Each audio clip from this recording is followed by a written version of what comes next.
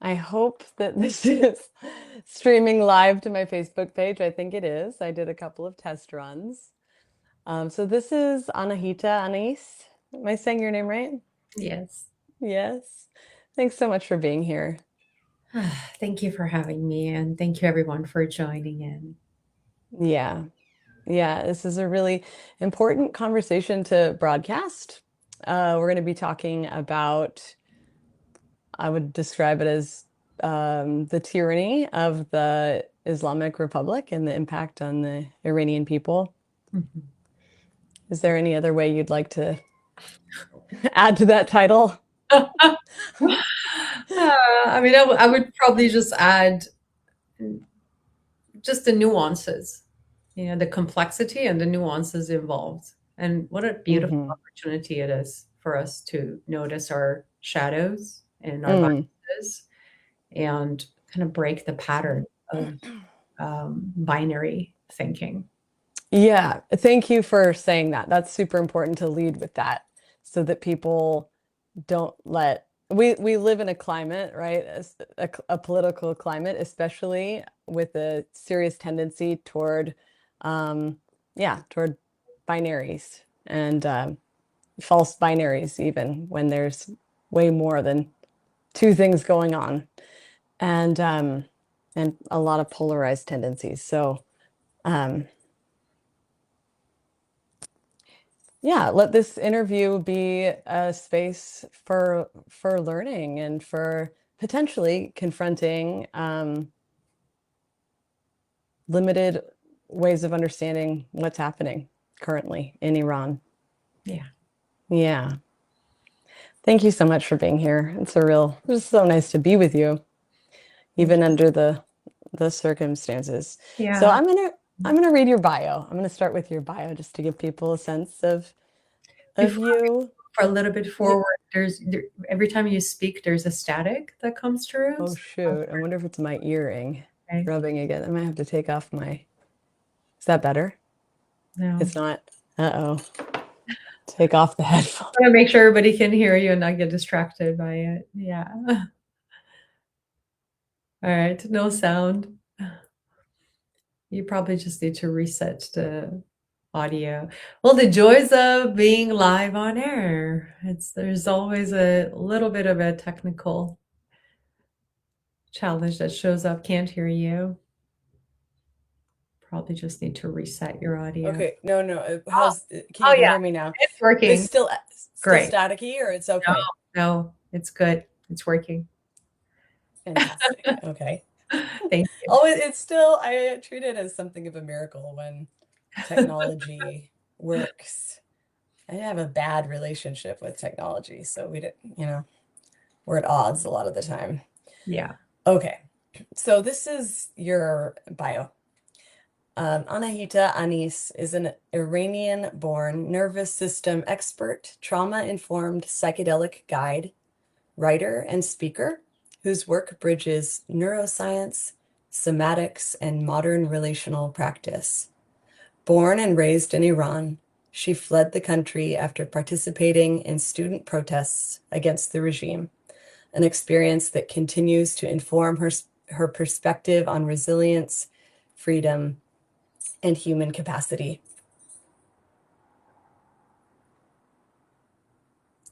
There's more, but I'll leave it at that for now. And is there anything else you'd like to say just about yourself to Oh, let the audience yeah. I mean, what I know you a bit would more? share is that, it's growing up in Iran and then living in the United States for the last 26 years, there is Mm. so much contrast that we hold. And, the culture is so different, yet the people are Yeah, so similar. And there's something that's really right. beautiful that just continues to reveal itself, that I'm continuously learning year after year. And also I've studied comparative politics and history. Yeah, I have college degrees in both of them.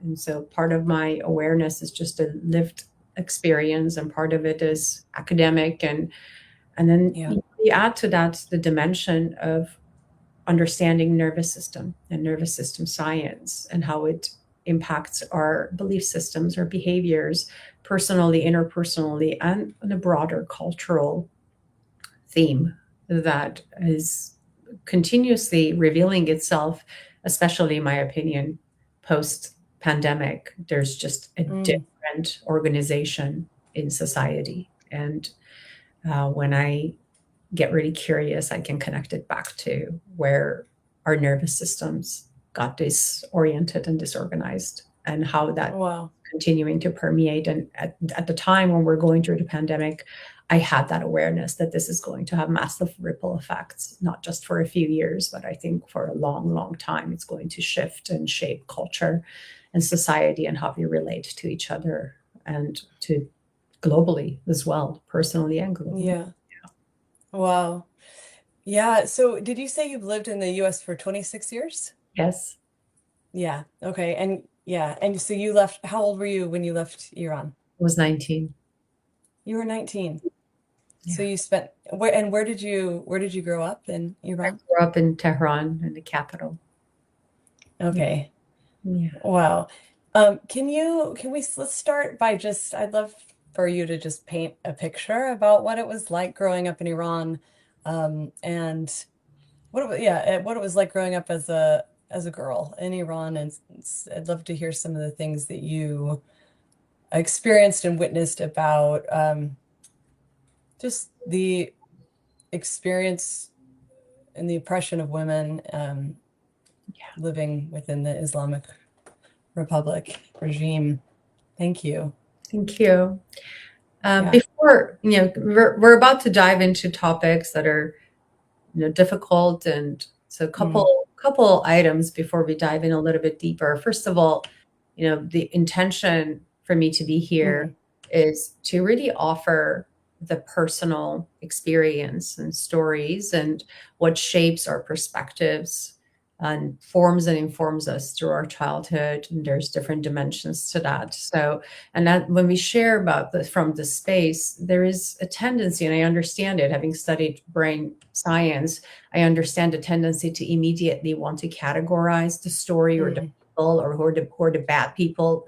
I really want to encourage the audience to just be aware of that and see if you can put that aside and not try mm, to immediately make an assumption about me or the people in Iran or the conflict as a whole, to just keep an open mind. And mm, notice also your nervous system. If it starts to get really activated, some of this material can be activating, that you are allowed to step away and mm. breathe or just completely disengage. It's totally fine. You don't have to stay in a triggered state. So these are the two things to just really keep in mind. And of course, growing up in Iran, it's a beautiful mess. On the one hand, you have this beautiful country and this rich culture, ancient culture, very Mm. communal, so caring. I grew up with so many people constantly around us in our house, and a very solid sense of community that Yeah. continuously shows up for you, even people that you don't know, complete strangers. When you have the pleasure of ever traveling to Iran, you will notice Yeah. that complete strangers will invite you to their home and honor you and Mm, take care of you. And we believe that a guest is God's blessing. So it brings mm, abundance and blessings. You bring and invite people in. So there's that dimension. And of course, there's poetry and there's art and there's just so much depth and the architecture and the beauty. And people think that mm, Iran is a desert. It's not. It hmm. has deserts and it has lush forests and it's got Yeah. beautiful mountains. So it's a very diverse, both culturally, ethnically, linguistically, and ecologically. It's a very diverse space. Yet it has Yeah. such a cohesive identity as an Iranian identity. And so we Mm, have that on one side, thousands of years of this rich history and people from all walks of life and cultures and religions living peacefully together and identifying with Iranian identity, which is not tied to religion, is not tied to an hmm. background. And then you have the Islamic regime, which is Yeah. not Iranian. It is anything but Iranian. There's not Yeah. any evidence within its system, its constitution, the way, the language that it uses, even. It's like so many Arabic words that it continuously uses, and it's popularized these words to replace Iranian, true Iranian language.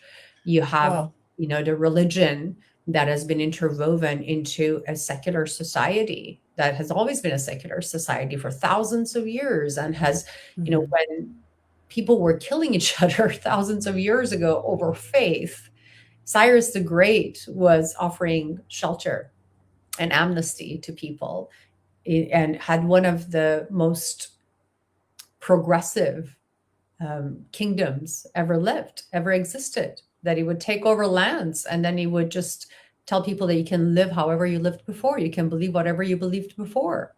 And it would, in fact, make a point of protecting them. And that protection has continued on. So my ancestors were forcefully migrated during war for their protection over 400 Hmm. years ago from Armenian highlands to Iran. And they gave us protection. The king at the time, Shah Abbas, went out of his way to create a city modeled after our main city in the highlands to make sure that we felt welcomed.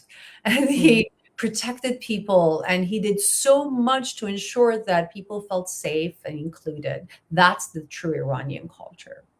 And Yeah. that has been thousands of years. And it's so devastating and heartbreaking for us to witness that our culture and our country is being framed based on this oppressive, occupying regime that has been Hmm. taken over our country for the last 50 years. And people who haven't Hmm. studied history, they just see what has happened in the last 50 years, and they believe that that's culture. So nothing that you're Right. experiencing, the violence, the oppression, the extreme Islamist approach and oppression of women and minorities, none of that is culture. That is Yeah. entirely a coercive, weaponized form of religion. So that's Yeah. really what's happening. So on the one hand, you have this beauty, and then on the other hand, you have this dark cloud that has taken over our Yeah. skies, our sunny skies. We call it the kingdom of the sun.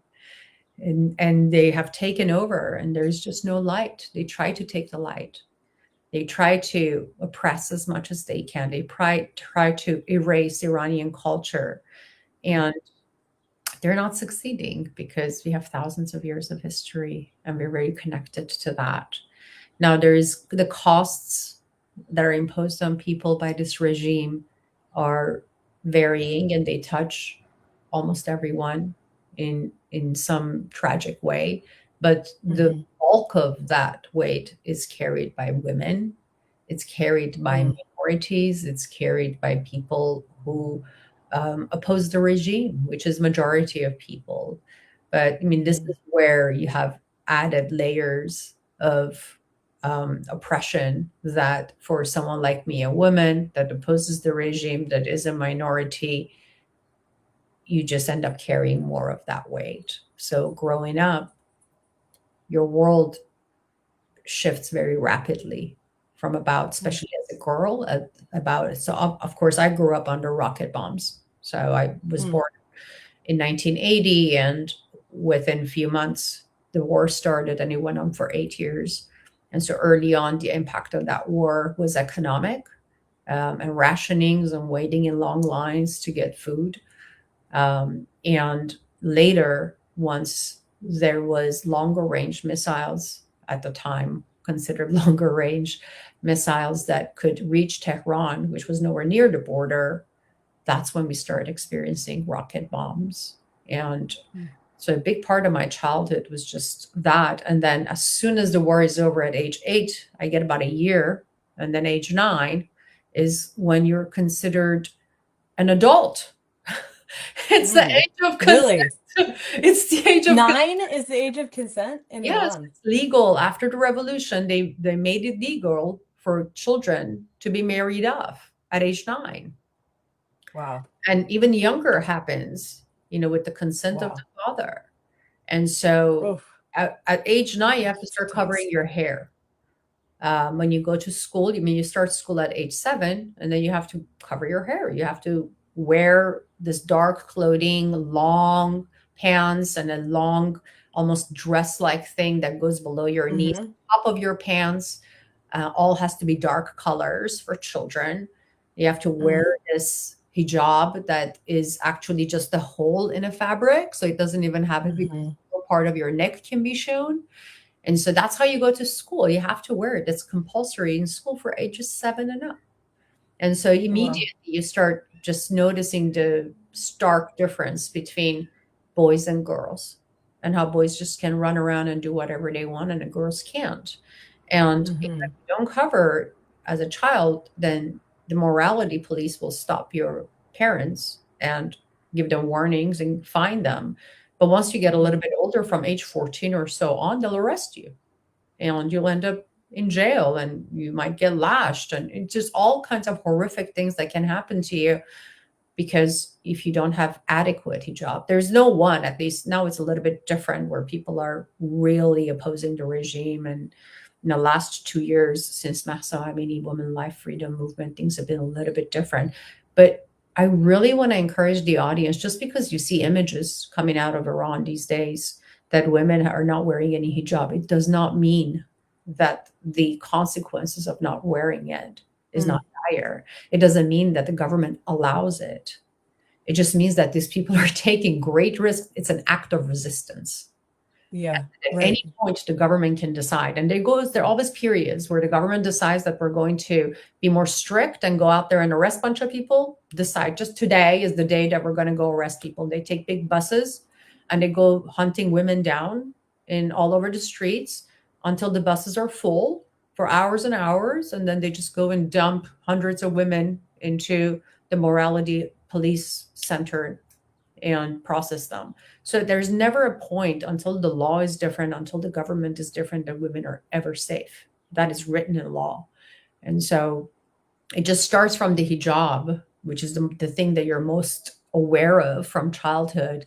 And then the layers get added as you get older. You have to watch every man, assess the threat level of every man that approaches you in the Mm. street, because you're every single time you go into the street, you're likely to get assaulted. Someone will try to inappropriately touch you. It will. Wow. And so that's a whole other dimension that women are constantly dealing with. And if you're ever assaulted, you don't have a case. Absolutely. There's Yeah. no way for you to go to court and seek justice because you've been assaulted, you've been raped, even. There's no justice for that at all. It doesn't exist. I mean, it exists technically in the code, but it requires 3 Muslim men to testify on your behalf that you were raped in order for them to accept your case in a court, which begs the question, which 3 men would stand there and witness a rape and not stop it and then go on Right. to, I mean, it's just the whole system is designed That's, to abuse and oppress women. You can't yeah. file for divorce. Your husband can beat you. Your husband can get more wives by law.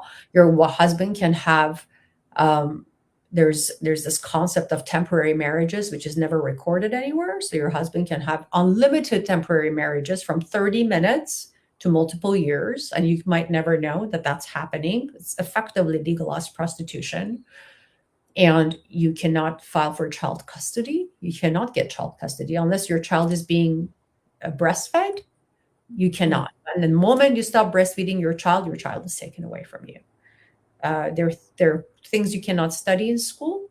There are jobs you cannot hold in school. You cannot travel out of the country without the permission of your father or husband. You can't walk down the street with an opposite sex without getting arrested. I mean, there's so many dimensions that just continuously aim to oppress women and silence them. And then on the other hand, you see Wow. feisty fierceness of women. Women in Iran are not Oh, quiet. They're I, not oppressed. They're not at all. I'm right. It's amazing. I mean, I've met I don't know. I don't know if I've ever met anyone more just, well, strong than Iranian women yeah. and alive. Like the light is alive with so much, even with so much piled on. But how do women, how did they deal with that? I mean, that's what you just described. That's severe. Yeah.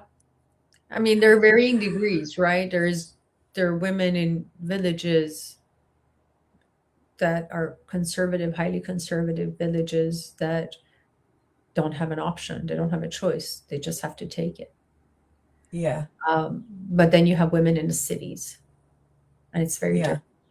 Now, here's the thing: a Hmm. significant majority. I mean, first of all, none of our parents grew up like that. That's the thing, is that none of our parents is first generation post-revolution. I am a full-on example of it. I was born a couple weeks after the revolution. Okay. So I am like the prime example of someone that was born and raised in a revolution, first generation post-revolution. Our parents lived much like your parents lived in United Yeah. States in the 60s and 70s. And so they told us all along this isn't normal. So we keep hearing this isn't normal. We used to have a different life. We used to not have to cover our head. We used to have all these freedoms, and it's taken away. It's one Yeah. thing for women to not have freedom and not know it. It's a whole other thing to know that something else exists. Now, the level of Hmm. what that Right. is Right. was just not very clear. You had photos to look at and stories of your parents. And then in the mid 90s, the satellites showed up and Hmm. illegal. Now everybody had a satellite, and now you could see how people in the West live. And it just Mm. shocks your system when you notice, you're like, I cannot believe that that's how people are Wow. living with that level of liberty and freedom. And I don't have that liberty and freedom. And so you become furious. You want it because Yeah. liberty is an It's innate possible. desire. It is not something Yeah. we are all born with it. The idea that you can cage it is absurd. We all have that drive and desire for self-expression, for liberty, for freedom, for knowing Yeah. that we can determine our own destiny. And this is when you notice this big contrast between the world and yourself. And on top of that, your parents, Iranian society is not a patriarchal society by nature at all. We have Hmm. goddesses in our ancient history. Women were leaders. In thousands of years ago, women were leaders in the government, Yeah. municipalities, and they always were revered until the Islamic Mm. regime showed up. And so we also are trained that way through our families, through our mothers. And so our mothers Hmm. are teachers. My father told me anything a man can do, you can do better. That's how I was raised. Mm. And so you're never raised to believe everything that you're being told in school and by the media there. And then you see the contrasts with foreign countries, and you just recognize that there's something wrong here. And so we're going to stand up to it and we're going to say something. And Yeah. the first movement was 1999 for freedom of speech. That's when I was involved at the university. And it has gone on every few years since then. And and then you saw the height of that in women life freedom movement. So we're not Yeah. breakable. We're not. No. Far, far from it. Yeah, we're So, all very educated. We're more educated than men. There's 60 some percent of college graduates in Iran are women. well, So yeah, man. So when was the revolution? It was the late 70s? 79. Yes. 79. Okay. Yeah. And can you talk about that? About what happened then and how the Islamic Republic became established? Well, the revolution was stolen. That's the simple way to say it. And really, what happened, of course, there's just a lot of nuance. And I want to really, yes, we can Yeah. acknowledge every time I talk about this, I need to also make sure that, yes, we can acknowledge imperialism and the role of Western powers in Hmm. derailing Iranian democracy in the 50s. Yeah. And at the same time, the revolution was stolen by Islamists. And we have to be able to acknowledge all things without immediately looking for a simplistic solution and somebody Yes. to point at. And this is the complexity here, is that our brains love certainty. Our brains do not like not knowing where to put things and box them in. Our brains Right. love the idea of boxing things, labeling them, and putting them somewhere and say, okay, I solved that and I figured it out. Close the loop so I don't have to deal with the tension of not knowing or the tension of Boom. complexity. Yeah. And so that this Iran is, to me, one of the most wonderful opportunities for us to examine that aspect, that we can't Hmm. immediately label something and say, okay, here is the good guy or is the bad guy. And now that I've decided who's the good guy and the bad guy, then it's over. Then, Right. already assigned those And roles. Those people can't do anything wrong if they're the good people. So that's yes. really the way that I'm really noticing that level of consciousness just continues to show up when we talk about Iran. So that's why I want to talk about it in this frame, is that yes, there is imperialism. There's Western imperialism history all over the world, from India to Iran, all over Middle East, all over Africa, everywhere you go. And there's also Islamic imperialism. Islamic imperialism has taken over so many countries and eradicated Christians in Egypt, in Yemen, so many parts of the world. It's eradicated so many ancient religions, including in Iran. We had Zoroastrianism for thousands of years. And so they came and forcefully converted Iranians to Islam. So there were two different times that happened. So I'm not going to go into the history, but you can look it up in the 7th century and the 14th century. But it was never fully Islamized. And what really happened is before the revolution, we had the Pahlavi dynasty, and the father Pahlavi, who came on post a coup, he became Reza Pahlavi, the first Pahlavi king. He had this vision of modernizing Iran, and his approach was very accelerated. Initially, he started bringing a lot of modernity, built universities, water, delivery systems, education. He, from one perspective, was an extremely effective, progressive king. On the other hand, confronted by people who weren't ready for that level of fast modernization. And some of his approaches and tactics were brutal. We had the opposite problem back then. Now they're trying to force hijab on people. He was forcefully trying to take hijab off the women. So he had people going around and pulling the hijab off the women in the streets and telling them you're not allowed to wear it because we're about to modernize. Oh my gosh. So people didn't like it. Forced modernization. Yeah. Wow. And still not allowing choice, really. Yeah, exactly. Right. This is the problem. So people, and that caused a lot of the clerics to start gathering and speaking up against him. And then you had, Mossadegh, who came on to power, who was democratically elected prime minister. He nationalized oil in the 50s, and British oil predominantly was the one with contracts in Iran, and they didn't like it. So they staged a coup and got rid of the king and got rid of Mossadegh, and instead they installed his son, Shah Reza Pahlavi, Mohammad Reza Pahlavi, the last king of Iran. And he continued on his father's footsteps, but he took it down a notch. He wasn't as aggressive approach. But nevertheless, now we're talking about 60s and 70s, a period of heightened interest in communism, Marxism all over the world. Iran was no exception. And people rightfully had an issue with a lot of that prosperity and economic prosperity that was coming to Iran. People in the middle class were doing great. People in upper class were doing great. People in the lower class were not. They were becoming more and more impoverished. It was his approach and his policies were uplifting a majority of people, but leaving behind the people who were impoverished. So there was a bit of a class struggle that felt very appealing. The Marxism and communism felt very appealing to these masses. So this is where we started having a communist movement, leftist, far left movement in Iran. And this is where, you might have heard this terminology of the red-green alliance. And the idea here is that, the Marxists and communists see the world as this binary group of like the oppressed and the oppressor. And so, and then the same is very true in Shia Islam. Shia Islam sees the world the same way, the oppressor and the oppressed. And so the alliance there, because they had shared goals of opposing the same oppressor, they gathered and they combined forces. Now, bulk of the people who were out in the streets and putting their bodies in front of bullets and chanting and going up against the government were Marxists and communists. And so there was the Marxists and communists. There was an Islamic Communist Party as well. And then there were the Islamists. These were three core groups of people. My family was a member of the Marxist Party, and my uncles were in the revolution. What happened is that post-revolution, the Khomeini, the first Ayatollah, he was supposed to be just a spiritual figurehead, a leader, Hmm. charismatic leader of the revolution. He was never supposed to take power.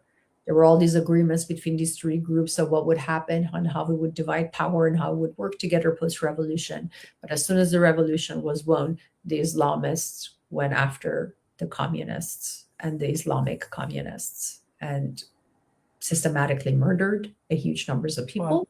Tens of thousands of people were hung over a Mm. year. A Wow. lot of them were imprisoned, including my family, for very long prison sentences. And again, it was a kangaroo court. There was really no court. They would just take people and hang them overnight, or they would tell us that they were going to release someone, and you would go pick them up. They would give you a box of bones instead of the individual that you were there to joyfully receive 8 to 10 years after they had been serving time as political prisoners. So this is how, and then early on, there was no hijab. There was none of that. When I was born, there was no hijab.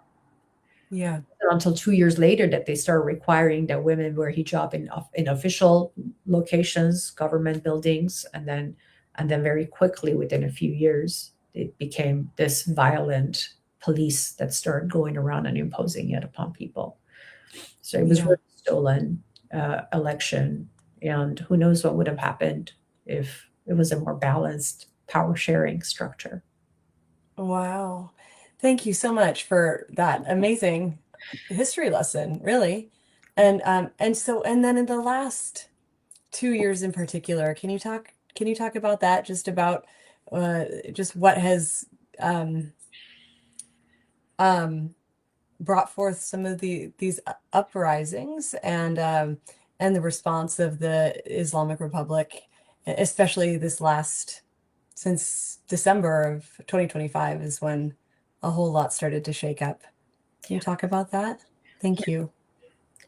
So since Mahsa Amini and the Women Life Freedom Movement in 2023, the movement might have been crushed, but the spirit of it didn't. And Yeah. there has Mm, the beautifully said. dissatisfaction with the government has never gone away in 50 years, 47 years. It has not gone away. People have continuously been dissatisfied. Now, there are different dimensions to this dissatisfaction. There's societal, there's political, there is economic. And the Mahsa Amini was very much the societal piece, and Hmm. women leading because of the hijab and the violence of the government against women. And this recent one really started as economic because the Okay. currency crashed in a massive Yeah. way, and it was like triple, you know, the value of the currency just crashed like 300% in a That's short. crazy. What Yeah. caused that? And so there's varieties of causes. Of Okay. course, you can point to economic sanctions. But again, when we talk about Mm. economic sanctions, I really want to highlight that economic sanctions are an extreme policy decision that are just short of war. There are the extreme nonviolent policy choice. When I say nonviolent, Yeah. I mean non-military. Of course, people bear the impact of that. Normal civilians bear the impact of that. But make no mistake, it is the policies of this government that causes these economic sanctions to exist. Mm. It's continued deception, it's lies, Yeah. it's support of terrorist proxies, it's oppression of its own people. This government, if left to its own, accord, it will never take care of its own people. And Yeah. It doesn't seem like it sure doesn't seem like quite the opposite yeah, it nowadays. doesn't matter if there's sanctions or not. People are always struggling Yeah. because they're systematically stealing the wealth of the country and the oil money, and they're spending it on enriching themselves and funding terror Yeah. proxies in the region. So we have to have a balanced conversation about that. Mm. Who is responsible for the economic sanctions and how it could be different. But it is a Wow. diplomatic solution, an extreme diplomatic solution. So we have to acknowledge that. And Okay. that is one aspect. Of course, it's a very important aspect that over a long period of time causes economic instability and inflation. But here's the thing: sanctions can be managed if you have some kind of a economic management that is workable and sustainable within the Sure. country. The part that doesn't get echoed in Western media is the absolute mismanagement of economy inside Iran. And to us Iranians, I mean, the most accurate way to describe it is that this is a mafia that is running our Mm. country, that is systematically Wow. Yeah. stealing the money and stealing the oil and resources and enriching themselves. If you look at the current Ayatollah, he has like somewhere over $1 billion worth of Wow. real estate properties, some multiple real estate properties, hundreds of millions of dollars, each of them on the billionaires row inside London. And Wow. so where does that money come from? He's a clergy. Where does he get that money? Yeah. His father was a clergy studying in Iraq. Where did that come from? So Mm. systemic stealing and of the resources. And then this is Mm. something that I want to really highlight. It gives you a really good example of how the mismanagement and corruption unfolds. There was a bank that a few years ago just popped out of nowhere in Iran called Ayande Bank. And the Ayande Bank started offering really high interest rates for deposits to people. And people started bringing in droves and droves from established long-term and established banks into this new bank. And the guy behind Ayande Bank, I don't remember his last name, but his first name is Ali. And he then is also behind this huge mall project, the largest mall in the Middle East, that's twice the size of the Pentagon, called Iran Mall. And Okay. he caught himself and all of the IRGC heads very low interest rates in massive loans with low interest rates to fund their Mm. projects. And they couldn't, there was economic challenges and they couldn't pay those back. And so the bank Mm. started to crash and it was holding huge sums of people's deposits and it could not provide access to this money. Now, the guy Ali is really close friends with Mujtaba Khamenei, the new supreme leader. And so Mm. they worked together and they decided to print more money, a Okay. lot more money. And we're talking about $5 billion in a hole. Wow. For Iran's economy, $5 billion for a bank to be in a hole is huge. It could effectively Yeah. crash the economy. So in order to bail them out, they just printed more money. And Okay. it brought on this accelerated devaluation. So Wow. So there was this accelerated devaluation. Oh my yes, God. You're that's yeah, what and then brought to the streets. And there were just that brought people to the streets yeah, protesting. yeah, against the economic issues. But once you start protesting about economic issues, there's all these other grievances. So they're piggybacking. Everything comes up. Everything comes up. But it really Everything starts comes with up. the economic issue. And can you tell us about the protests? Were they similar to what a protest in the US would look like? To the extent that they are, first of all, you can't have organized protests without permits. You can't No, without permits, which you don't get which you because don't yet. So people right. just protest. It started actually in the bazaar, and the bazaar is very conservative part of the Iranian populace. These are merchants that have been merchants, usually gold and carpets and all kinds of things. That they have been merchants for generations and generations, and they're usually very conservative. They usually back the government. They were the people that their backing of the revolutionary movement in the late 70s is the reason the revolution won. That was the other dimension of it, was the Interesting. conservative bazaris and merchants that joined in. And they've always backed the regime. So it was really surprising that they were the ones Hmm. who went on strike first. So that's how it started from. They went on strike this last year, this last Yeah, December. yes. Okay, And interesting. initially, because they are very aligned with the regime, this is why initially you might have heard that the government offered a conciliatory tone in how he was approaching. Oh, we need to listen to people. We shouldn't employ violence. We want to talk to you guys. That's how it all started. But the moment Hmm.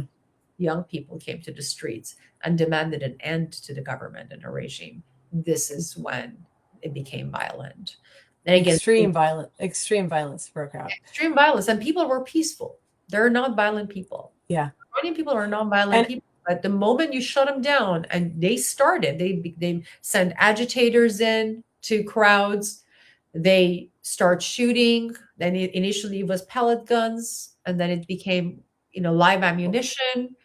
And then they shut Wow. down the internet in January 7th and 8th. And we knew the moment they shut down the internet, that means they're massacring people. And when I Well, first is time, it still shut down? Is it still shut down? It's still shut down. The internet across this is Iran. the longest shutdown of That internet is in the insane. history of the world. Wow. So that makes this, I mean, not that we need any more justification for broadcasting this as people who have are allowed to use their voices, but because there's no way to really broadcast what's going on or to get That's why, clear, to hear really from the people directly, except through people like you who have direct connection or people who have direct connection in general. this That's is the piece that brutal. is really, really frustrating is that Wow. 92 million people have been disconnected from the internet for months and months. Now we're not talking about just the impact of that from reading Right. their voices out, right? There's economic impacts. Banks aren't functioning. People can't access their ATMs. I mean, they live Everything. I mean, it's huge. cash crisis and they can't spend ATM because there's no internet. They can't even No, get notifications that are being sent out about the war in right. for their own protection.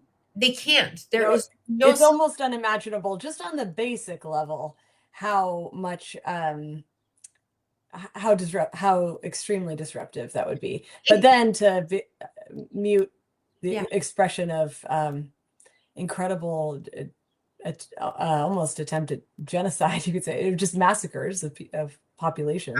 absolutely. I mean, it is genocidal level activity. We're talking about over Yeah, 40,000 people in 2 days that's alone. two And when I days, in 2 days, 40,000. in Okay, two, that's what I've heard. You know what? This is what I want to say. This is, I think the numbers have been really diminished by American news stations. I've heard a lot of Iranians give like Iranians who, well, Iranian Americans, but who have, family and are, really have the information, give much higher numbers, 30 to 40,000. And I've I heard, spoke to my I cousin. mean, it's a hugely diminished number. That's really insane making. Anyway, I sorry, want to go just on. highlight this one thing when we talk about the numbers. First of all, the Western media seems to just want to highlight the numbers coming out of the mouth of the regime. Since when do we believe Yeah, Iranian regime over Iranian people?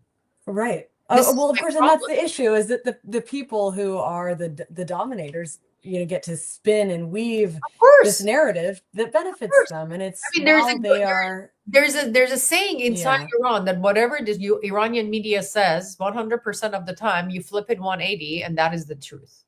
That is yeah. literally the saying inside Iran, is that anything that Well, comes out of their mouth is a lie. You should flip it around.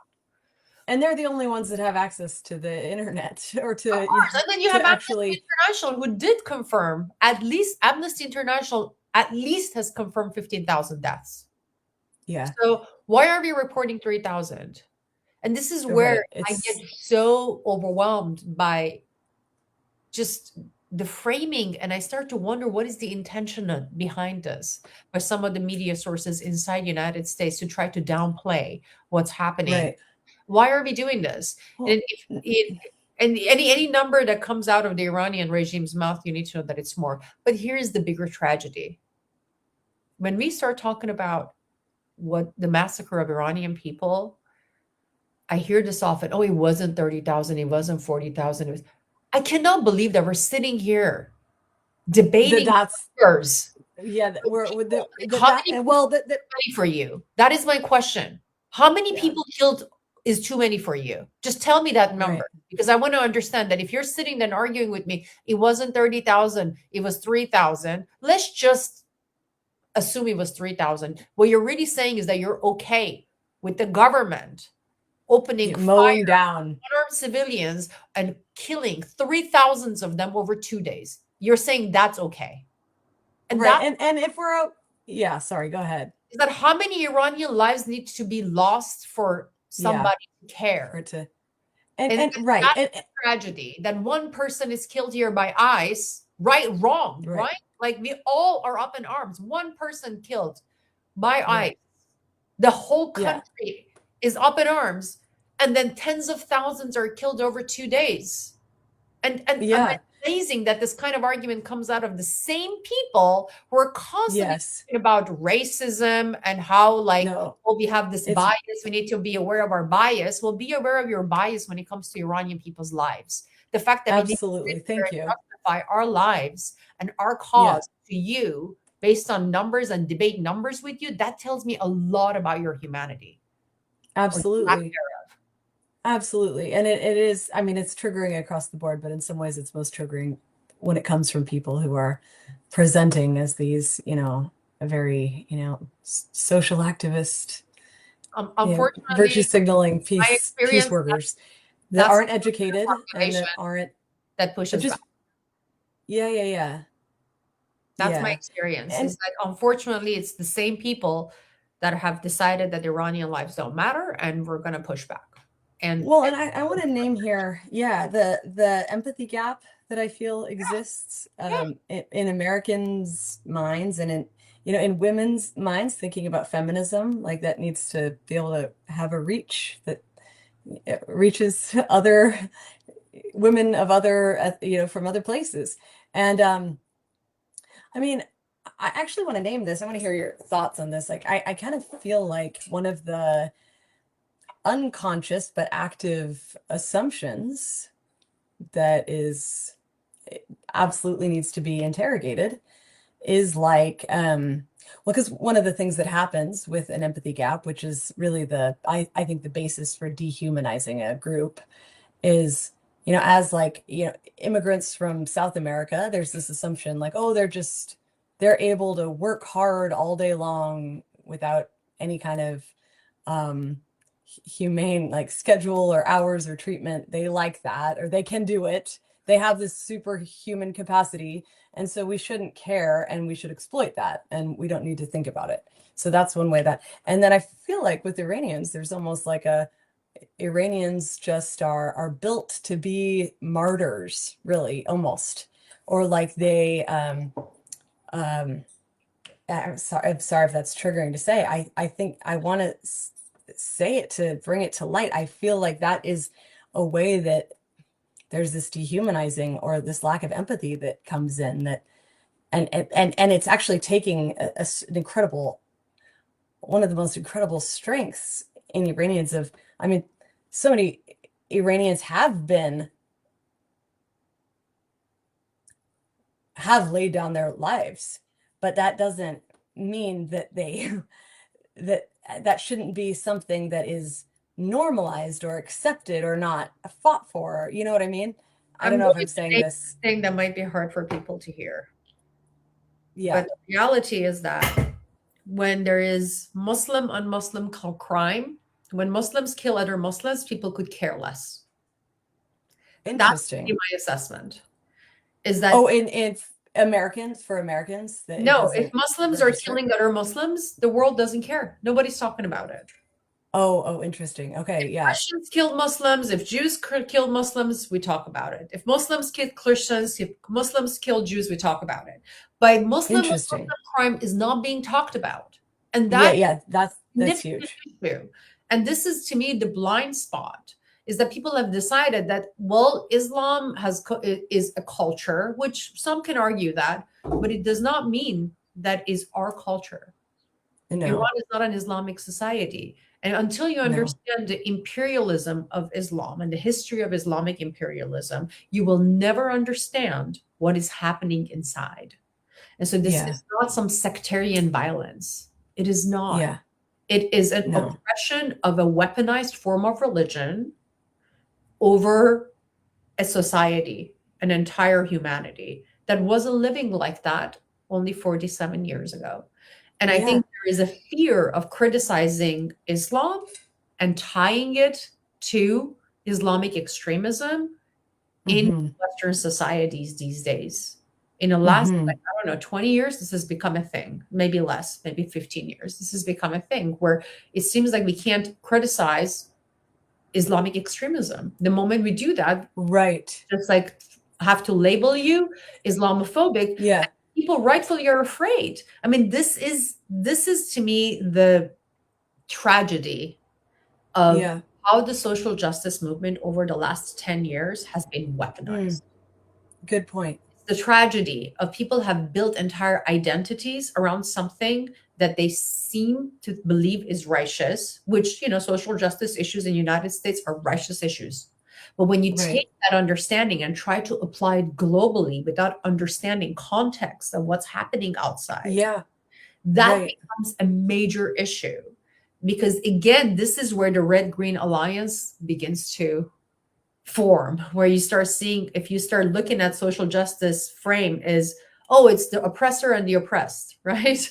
Like there is no Hmm. nuance there. You're going to just look at it that way and you believe that to be true and you're right and righteous. You're going to take that same narrative and try to apply it everywhere else, which then what it allows is certain systems that have historically been applied the label of oppressed are then given the permission to cause and sustain and perpetuate all kinds of atrocities globally without. Hmm.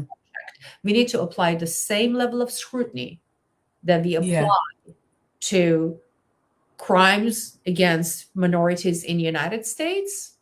You have to Yeah. apply the same level of scrutiny to crimes by Islamic extremists. If you say Yeah. that you're against Christian nationalism, weaponizing religion for political aims, de facto, you have to also be against Islamic extremism in a form of Yeah. political power. Absolutely. Yeah. Thank you. Yeah. Let's talk about, well, we're almost at an hour already. Oh my gosh. I feel like we've only just begun. This is like the prelude. Um, Gosh, thank you so much for everything that you are sharing. Well, actually, I want to ask you, what direction would you like to go in right now to really make sure that people hear what you would hope that they would hear it and come away with after this conversation? I would suggest this is the biggest thing that keeps coming up for me these days is that you cannot apply your political lens of United States internal politics to the world. Hmm. And this is the biggest challenge is that, that we're living in such a polarized time that Yeah. I hyper identify with a political party and they don't question the narratives within that party. Yeah.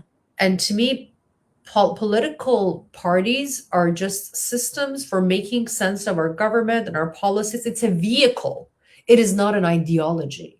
The moment you Hmm. take a political party from what it's supposed to be, a vehicle, a set of policies, a set of approaches to policy, it's a strategy, and you turn it Yeah. into an ideology and an identity. Wow. It is an ideology, is that you take on the ideology and you becomes part of your identity. You internalize what is supposed to be a Right. strategy. And then you feel really righteous about that and you take that same lens and you apply it to the world. This is where nuance dies. This is where violence is Well, permitted. This is yes. where we step over other people and do kind of selective moral outrage because It's it where it's extremism begins. It's where exactly. extremism, blind, it's basically blind, Exactly. a form of blind religious extremism. It's the same kind of Absolutely. So principles. to me, my Yeah. invitation is that Iran is a great place, great situation to recognize those biases within ourselves. Because if Yeah. you just pause and check in your value systems, not the ideology, not the identity that you have taken in, believing that this is who you are, but really look at the value system. If we say that we are for human rights, then we have to consistently apply that. Yeah. From a political lens, my whole life, I'm a registered independent in the United States, and my whole life I have voted for Democrats. Yeah. But I Right. have been steady Same. for the last 3 months speaking against Democrats never even mentioning, let alone condemning the massacre before the war started, even. Yeah. Good. Me, I personally made 50 phone calls to my senators and representatives in California, a very progressive state, asking them Yeah. to condemn the massacre of unarmed civilians. 50 phone calls, not one response, not one action. God, that's How so infuriating. that in alignment with the values the Democratic Party says that they stand for? Human dignity. Especially in California. If you say you stand for that and then in action you're not doing that, I'm going to call out that gap. And what's been the Yeah, good. difficult part is that I'm noticing the gap and I'm calling it out because I'm not a partisan player. I might align and Right. vote for a party, but I don't take it on as my identity. You don't take your partisan camp. You don't put that ahead of No, what's it's true and unfair. what's real. And There's it's, interests, there's all yeah, your interests, there's political interest, and it's always about power. We have to remember that the political parties are always about power. Their aim is power. mm, And they will utilize any cause, any value system, anything that they believe will get them more votes. But that in yeah, action is where you see how much of those values they actually stand for. And so when I call out the gap, I get pushback. People are like, well, it's around yeah, the midterm. yes. Shouldn't be talking about this. It's like, are we saying that we need to just, put a pause and put our human rights values, women rights values in a Yeah, box because it's the midterms and not talk about it? No, this is right. the time to talk about it. This is the time to hold the feet of our representatives to the fire and say, you Yeah, say this is what you stand for. Why aren't you taking action? I'm going to withdraw my vote until you do that. This is our moment of power. It is during elections. But when you yeah, start looking at it from our camp, their camp, or we need to just do everything we can to silence all the dissent on one side so that we can win. yeah. I just want to highlight that I spent the last 10 years, my own progressive friends, pointing at Republicans and calling them gullible. And like, I'm just noticing how much groupthink exists here when we're willing to It step does. over human rights, step over Iranian people, step over Iranian children. Step over effort, step over the complex journey of Right? having to actually educate ourselves and potentially change or just become more nuanced. And I would say the liberals, the left struggles with that just as much as the right. Absolutely. And then this is the Yeah. blind spot, right? This is the blind Yeah. spot. And it's like I sometimes feel like I'm the canary in a coal mine, trying Yeah, to I tell understand. my friends that here is this massive incongruency between stated policies and actions, stated values and actions. And that if I'm seeing this as a long-term person that align with progressive values, I promise you Yeah. people in the middle are seeing it more. And then what do you think is the impact of that? And how many people are willing? If 92 million Iranians were not disconnected from internet, I wouldn't be putting literally my entire life on hold to take all this fire from my own Right. community to be the calm voice Yeah. and get all the hate. I mean, my DMs are Seriously honoring you from all sides, all sides, I'm but why sure. am I doing Well, this? from and because you're venturing out of the safe camp and people are protecting what's familiar without even considering that there's just this automatic confirmation bias of reactive shutdown of anything that personifies and embodies something a third way or Well, another way to this is the piece that I keep coming back to. This is why I've spent bulk of my time and energy sharing personal stories, not Mhm. opinions. Because when we start talking about opinions, people's minds get activated, Uh-huh. their hearts close, they start getting in a debate mode. They're waiting for their turn to just debunk Wow. something, shut you down. But when you share a story, it touches people's hearts. And Yeah, my invitation good point. continuously to my community this entire time has been, I'm not sharing these perspectives, I'm not sharing these stories for you to agree with my stance about what's happening and the necessity Mm, of war.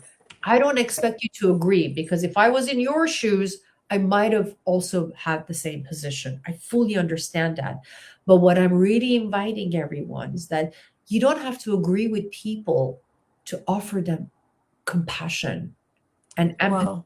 and kindness. You Well, don't have to agree. gosh, that you're saying so many profound things, and one thing that I'm hearing is that I don't think happens nearly enough is bringing the arts into social action, because the arts are a way to get beneath some of those automatic reactions and those polarizing tendencies to really touch the place where um, messages can be received because they're delivered from a place of my humanity to yours rather than we're opposing sides. Yeah, I That's so, mean, if this is how I mean, if this is my experience as someone that has been anchored within a progressive liberal community for 20 years, if this is yeah, and I take great care to communicate as effectively as I can and not just yeah. be agitating and polarizing. I try to be as effective as I can. I'm not perfect, but I'm Oh really God. putting And you an effort. couldn't be. I mean, the amount of diplomacy that you are demonstrating amidst you're standing in the center of the fire Yeah, and you're still being not just diplomatic, but you're considering all of these different approaches that are effective. It's extraordinary what you're doing, thank you. while being impacted so directly, and then having to cater to people who are a lot more lazy, frankly. Well, And this you are doing an amazing job. Thank you. thank Yeah. you. Thank you. Uh-huh. But this is really the piece that I want to really communicate is that if this is how I am being responded to, I mean, I can count with one hand how many people have actually reached out to me in the last 4 months, 3 months to just say, hey, I'm just checking in on you. I hope you're okay. I'm here for you. Yeah. This many people, maybe out Wow. of thousands of people in my community, right? And to me, if this is Yeah. my experience, and I've had a lot more, maybe 50, maybe more people that have sent me threatening messages, that have sent me hateful messages, that have pushed back, told me to shut up. I mean, it's amazing. So if I'm communicating as effectively as I can, and I'm being as diplomatic as I can, Right. trying to reach people as I can, and I'm trying to shed some light on something that's uncomfortable to look at, and this is the response, I want you to just imagine what is the experience of somebody in the center, somebody in the right of the center. And Yes. this is just one, not an anomaly, it's not an isolated event, it's a pattern that permeates across the political spectrum and causes anger, extremism, alienation, and further polarization. And Mm. me, this is the most dangerous space that we're in within United States, is that we have decided that nobody that disagrees with me has anything of value for me to hear. Well, There's yeah. They're empathy, worthless, or there is just basically. Yeah. curiosity to try to understand where they're coming from. And Immediate shutdown. that is absolutely tragic. I And agree. Yeah. this is just one example of something Yeah. much greater. And let's focus on what would it look like for us to build bridges, because nobody grows and prospers by burning bridges. And all I see right now is just people burning bridges. Yeah. So how do we come into a consciousness of our connectedness, of connected nature, and try to understand, try to offer empathy to people that we don't understand, that we don't agree with? Let's just start there. I'm not going to put something as difficult of a task in front of people as saying, you have to agree with me, you have to understand all the nuances. No, but at least approach it with care, kindness, and if you have capacity, with some curiosity. Yeah. Absolutely. Thank you. And I'm just imagining um how severe things would have to be, how absolutely, truly brutal to not absolutely, completely for certain think that a war on my own country was not as bad necessarily as what was happening, what was being inflicted upon my people at the hands of my government. I can only imagine. I mean, under almost no circumstances could I possibly feel that way. It would have to be so severe. Well, I mean, And Handmaid's Tale. Imagine yeah, Handmaid's Tale is going on for almost 5 decades. Yeah. Yeah. Almost 5 decades of living under Handmaid's Tale. Yeah. Would you celebrate an external force coming in with their own aims, not coming to liberate you? We're not under some delusion that I've, that's the plan. no, that's But certainly let's not. The say, intentions, like, yeah, are create enough of a seismic event and chaos that maybe something will change.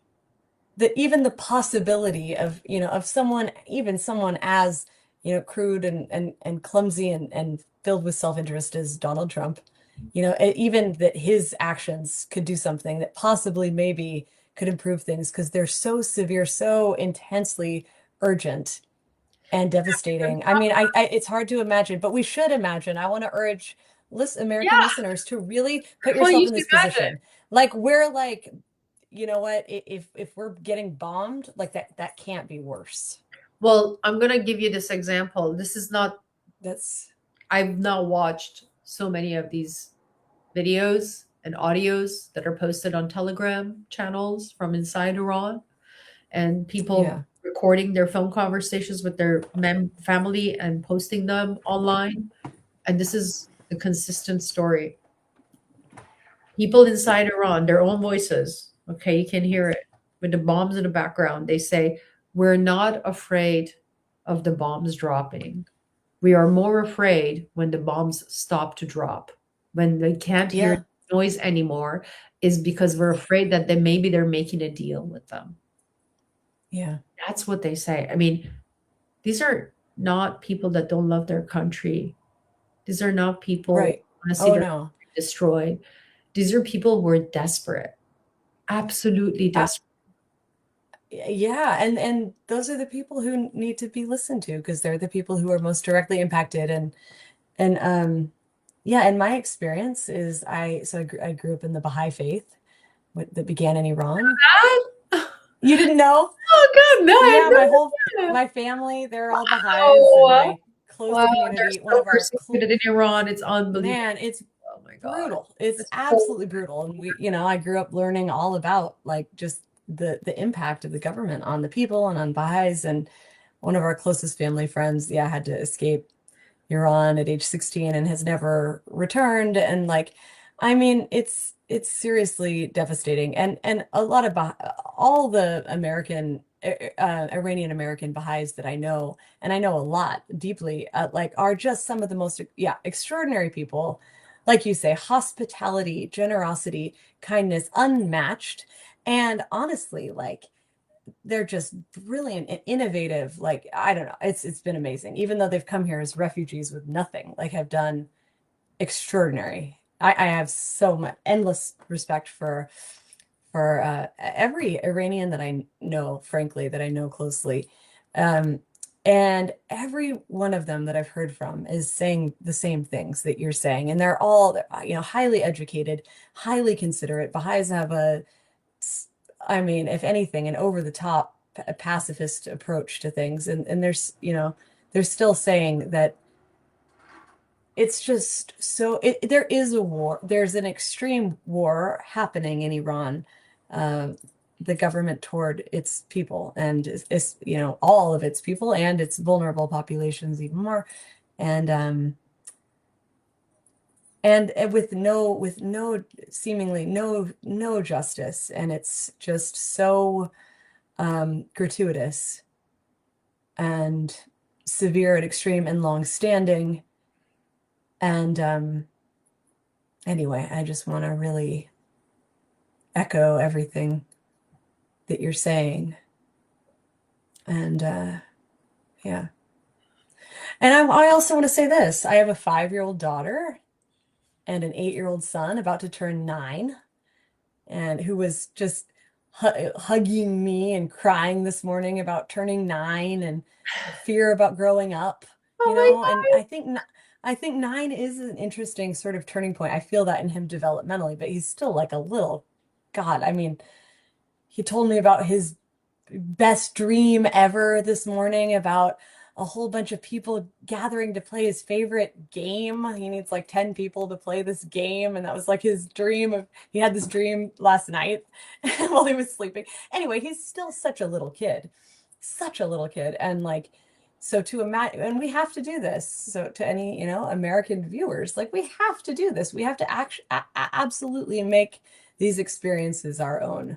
So if I had an 8 almost 9 year old, I have an 8 almost 9 year old son. If I had an 8 almost 9 year old daughter who could be married off, I mean, if that were law, that would be beyond the pale. I would do anything in my power to want that to change.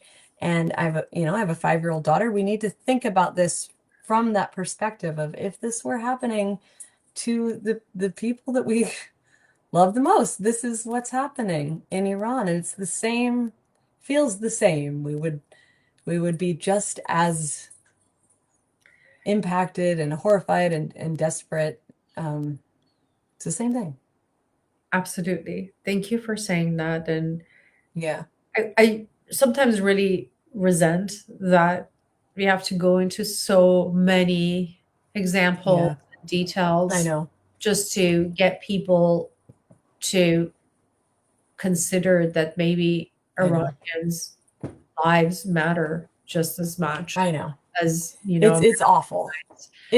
I know that in and of itself it's it's triggering and like insulting. And constantly yet it, like going to like the extreme distance of like showing the, oh yeah, the rapes of the gang raped oh yeah, nurses for treating patients. Oh, here's a child soldier. Here's a 2-year-old baby I that was know. shot dead. It's like, how many gruesome things do we need to I know. continuously transmit just to be seen and heard?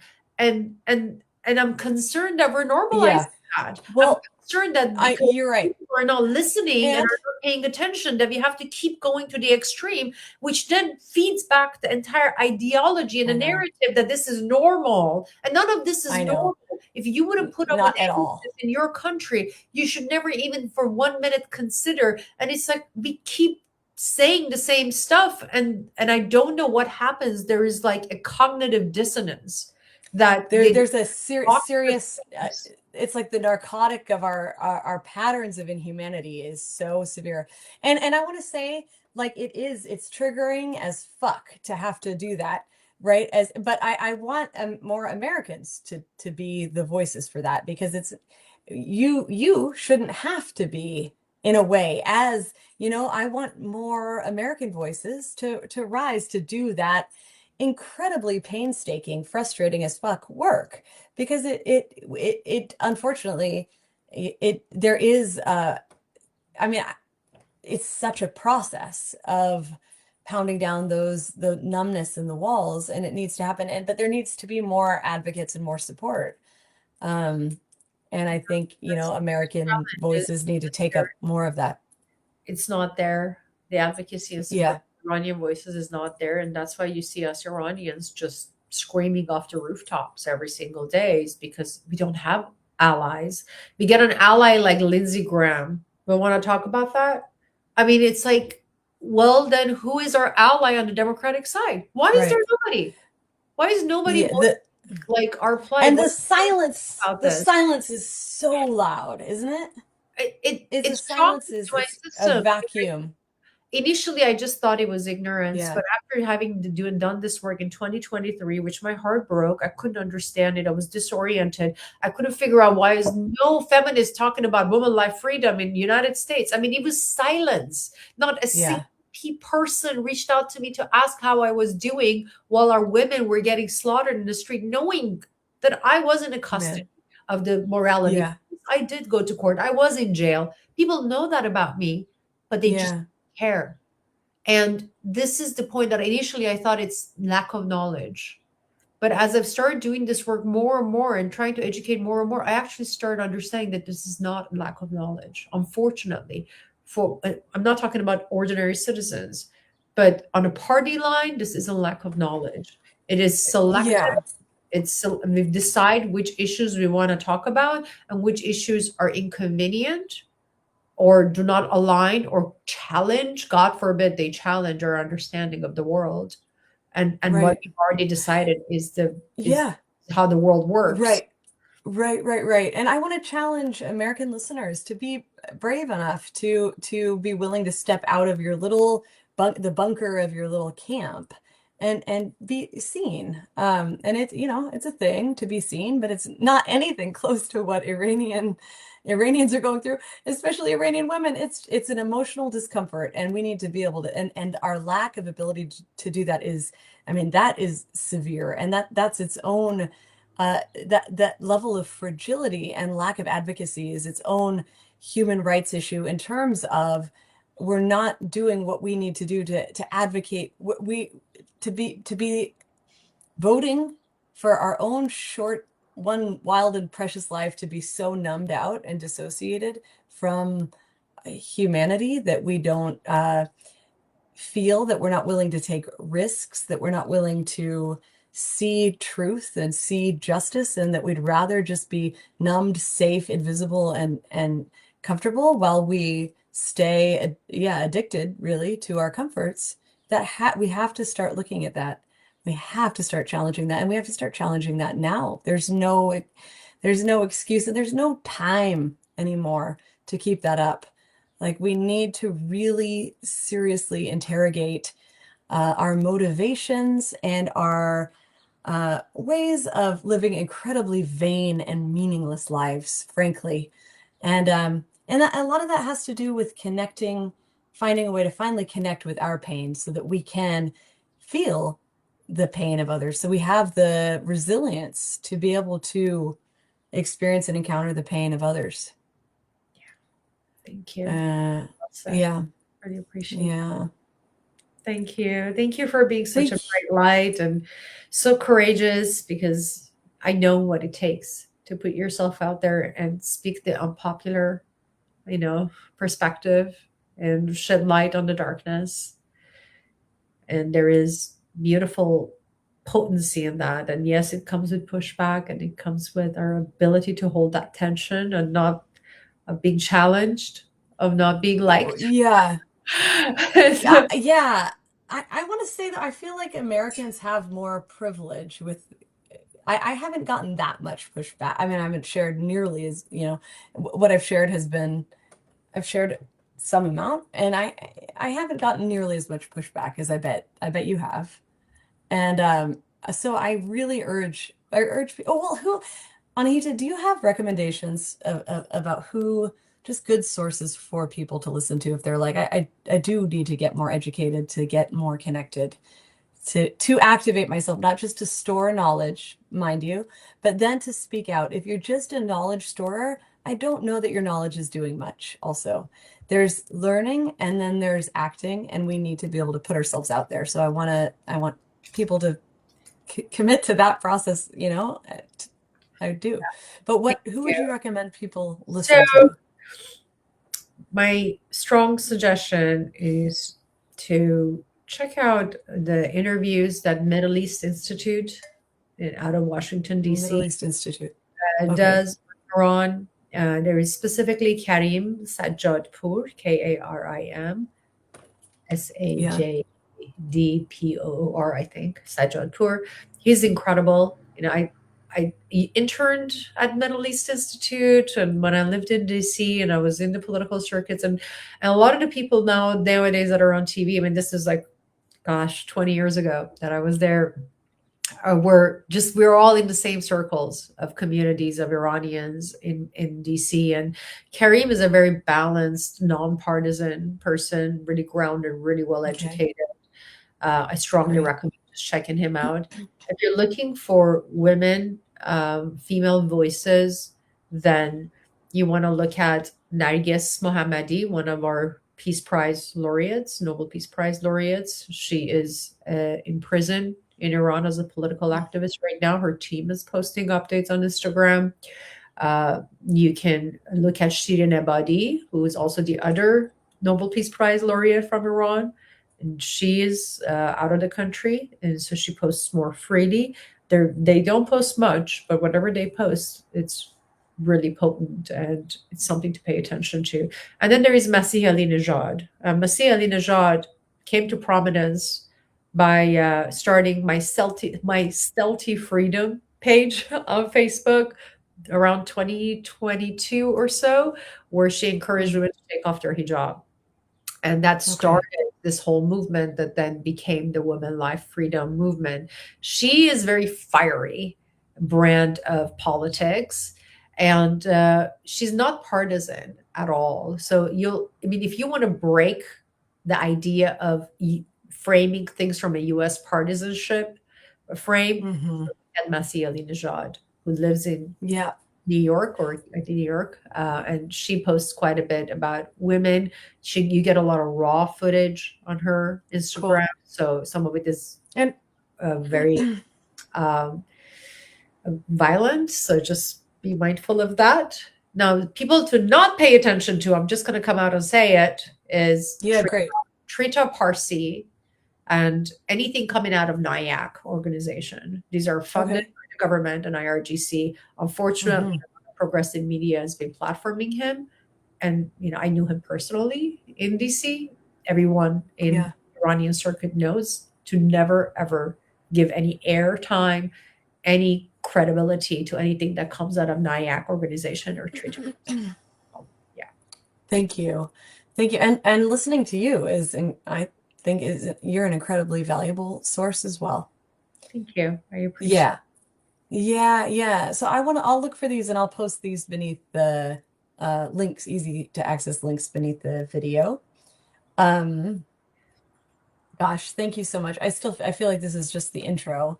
But is there anything that you want to say to to leave people with, or what do you think is the real, I don't know, take home message if it can't even be summed up? I think in an age of AI and propaganda and Mm. disinformation, all of these things are accelerating, which challenges the sovereignty of our mind. And there Mm. are so many interests competing now with advanced technology at their fingertips for capturing our awareness and our attention and our activism or our vote. And my invitation is to really Yeah. question, how can I be a sovereign person? And what that means is maybe write down your value systems. What do you believe and what do you stand for? And let go of the partisanship and politicizing issues. Some issues are political, like legislation. Other things are not political. And so if you just always go back to your value systems and examine every situation based on your personal values, and you keep your mind sovereign, and you're not going to be hijacked by ideologies and narratives and interests of different groups that weaponize media, and media that I used to believe in and trust I no longer listen to. In fact, I rarely listen to or watch any media anymore. Just if I do it, Yeah. just look to see what's happening there. But then I come back to my own value systems, because at the core of all of these systems is Mm. humanity, our own humanity. Now, is one thing, I'm just going to plug this here because I spent quite a bit of time talking about this. I am writing long form essays and it's all about our nervous systems and how this different distortions and dysregulations in our nervous systems show up in our personal, relational, cultural, global space. Um, Mhm. this is all free for you to dive Oh, into at regulate-to-relate.com.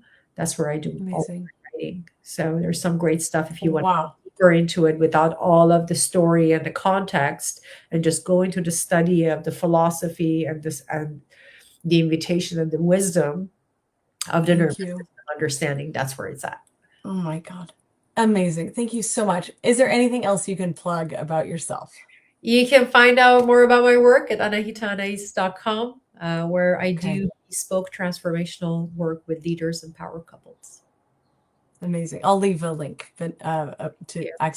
connect with you beneath Oh, also. one more thing. And If you can find me on TikTok, I crossed 1 million views oh, on TikTok a couple weeks ago. that is, This is I where am I post so about. excited for you. That is, what does that feel like? That's I mean, amazing. it's kind of surreal. So, It just all happened. I just I started bet. posting like, 2 months ago. Yeah. Now it's like, it's slowed down a little bit, but it's still going. So if you really want to get my raw personal takes, not the things I sometimes edit out Yeah. on Facebook, but if you want to get the raw personal intakes, you can follow me at TikTok at Anahita Anais. Amazing. And I want to say that, right, while you do absolutely get pushback when you stand up out and you're seen outside of the safe, the polarities that many are more comfortable being in, there's also incredible power in that because that's what we long for. We long for truth more than this comfortable, whatever, pseudo truth, binary limiting situation that just keeps us in a pretty high degree of ignorance, and we have much greater potential, and it's inspiring. And that's why you're having such an enormous reach. And so, to my fellow Americans, it's okay to be awkward. It's okay to not be perfect. It's okay to not have all the information in the world. We do want our information to be truthful, as truthful as it can be. And we want to, but show up. And that's the learning process. We don't just gain, the perfect acme of wisdom and then we show up. We learn and we show up. We learn and we show up. And now's the time to do that. And it's scary, it's scary, and that's okay. And but I honestly feel like it's becoming not ethical, frankly, to not show up anymore.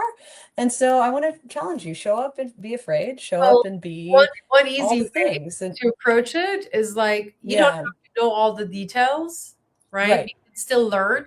You don't have to know all the details to show up because your heart will not lead you astray. Like, just that's beautiful. check in with your heart. Is this okay? If this was happening to my family, would I be okay with it? If the answer is Lead no, with your heart. That's then beautiful. talk about that. It doesn't matter what conditions happened, what imperialism. It doesn't matter what happened. We're talking about the human cost in this moment. Yep. So just show up for that. Show up. Just spend 10 seconds at the beginning, naming your insecurities to get them out of the way, and then talk about what's going on. Yeah. And we got to do that. Living by letting our insecurities drive us, letting our fear of, learning and connecting with the greater, current events of humanity and their impact, that we can't let those fears drive us. That won't lead us to the lives that we want to live, and that won't lead us to self-respect. We won't feel proud of ourselves if we just stay quiet, or if we just stay, screaming about our polarized ideas that we don't even necessarily even know that much about. That's not how we find ourselves. That's not how we live lives that we truly respect. So let's do better. Yeah. And I'll share links, and you can just listen to those, and you can share those. You can listen to those, and then you can show up and you can repeat what you said and where you learned it from. And it's really a powerful way to be an advocate, and it'll inspire others. People will see, oh, that person, even if you seem awkward, that's even better. Oh, that person seemed nervous and they're still doing it. That's amazing. It's one of the most inspiring things you can do, is not be perfect and do it anyway because you care. Thank you so much for all of your insight and wisdom, your power, your voice, your heart. You are such an amazing example. I'm so honored. Really appreciate you, and appreciate whoever has been here visiting us and dropping in and out, perhaps, or sticking around. Thank you for your audience. Yes. Thank you. Thank you to all. Okay. Blessings. Have a great rest of your day. Bye. You too. Bye.